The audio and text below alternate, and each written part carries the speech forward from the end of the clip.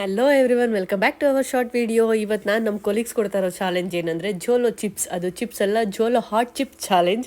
ತಿಂದ್ಬಿಟ್ಟು ಅವ್ರ ರಿಯಾಕ್ಷನ್ ಹೆಂಗಿರುತ್ತೆ ಅಂತ ನೋಡೋಣ. ಸೊ ನಾನು ಆಲ್ರೆಡಿ ಇದು ಜೋಲೋ ಚಿಪ್ಸ್ ಚಾಲೆಂಜ್ ತೊಗೊಂಡಿದ್ದೆ, ಬಟ್ ನಾನು ಫೇಲ್ಯೂರ್ ಆಗಿದೆ.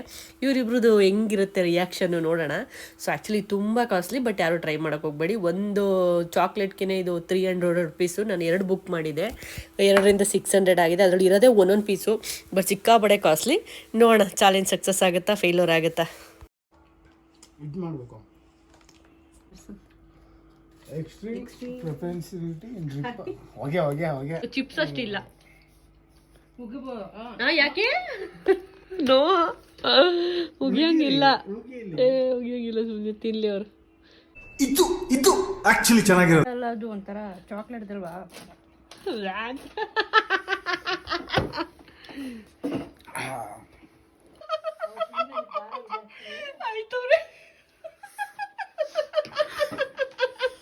ಓಹೋ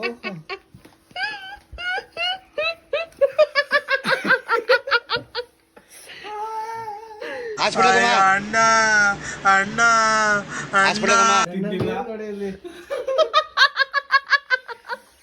ನೀ ಬರ್ತಾ ಇದೆಯಾ ಆ ಕಡೆ